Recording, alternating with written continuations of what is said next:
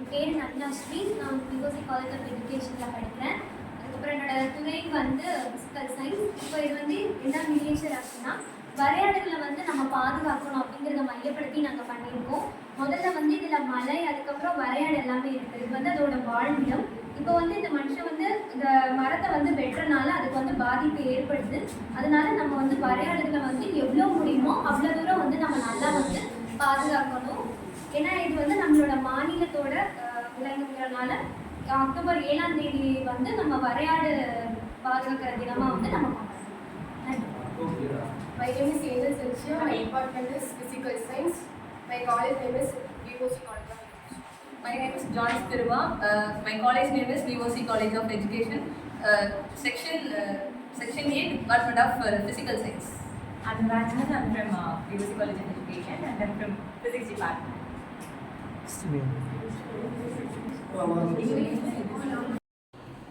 வணக்கம், என் பேர் ஐஸ்வர்யா, வரலாற்றுத்துறை மாணவி. இப்போ நான் வந்து பிஓசி கல்வியல் கல்லூரியிலேருந்து நாங்கள் ஒரு காம்படிஷன் நடத்தினாங்க, வரையாடுகள் தினம் பற்றி அதை பாதுகாக்கிறதுக்காக இது பண்ணாங்க. ஸோ அந்த இதுக்காக நாங்கள் எங்கள் டீமில் இருந்து முயற்சி பண்ணியிருக்கோம்.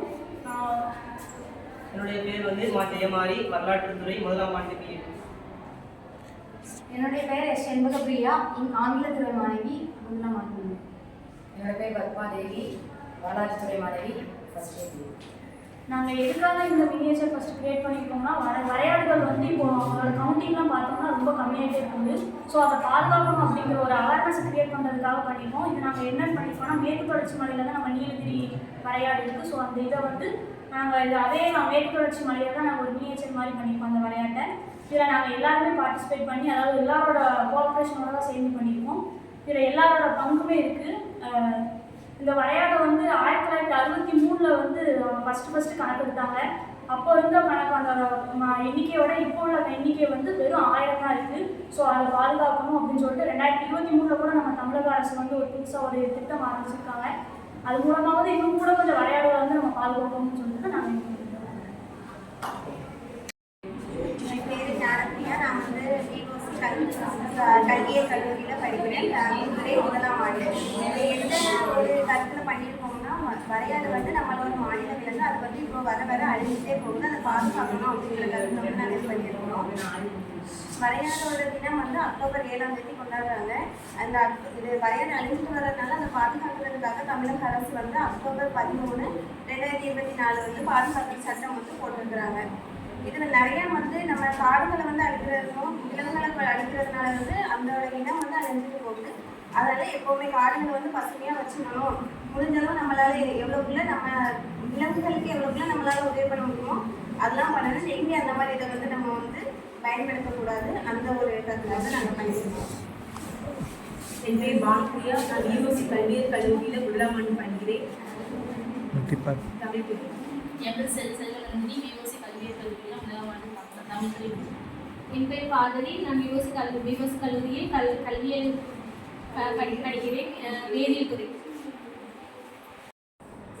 வணக்கம், என் பெயர் அழகுசாமி கணேசன்.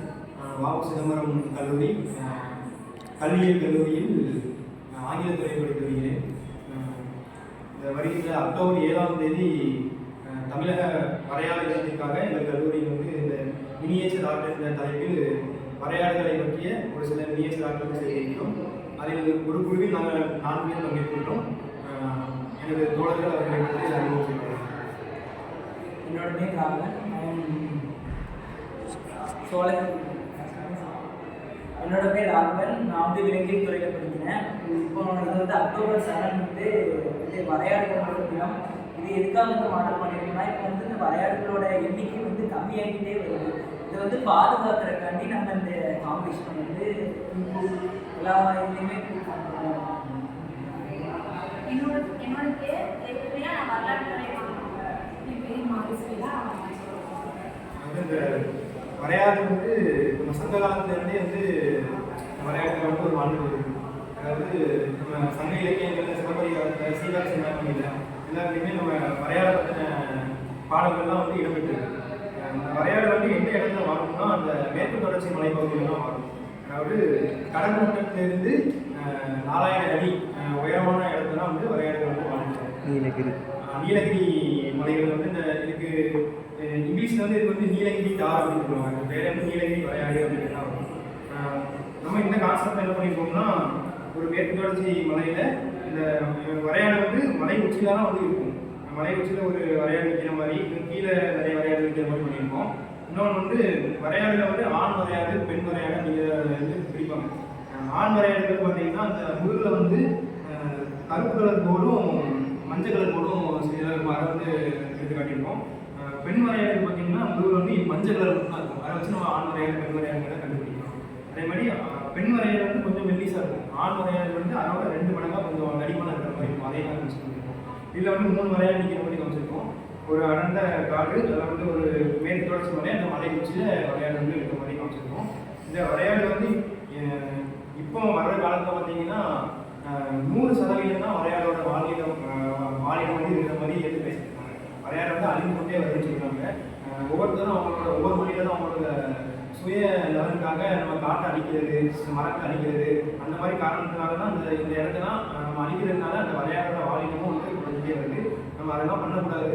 நம்ம மரத்தை, காடுகளை நம்ம பாதுகாக்கணும். நம்ம அந்த வரையாடு நம்ம சங்க காலத்தில் இருக்கிற மாதிரி இப்போவும் நம்ம அந்த வரையாடோட வாழிடம் வந்து நம்ம வந்து பெருக்கணுங்கிறத எல்லாத்தையும் வேண்டிக்கிறேன். நன்றி.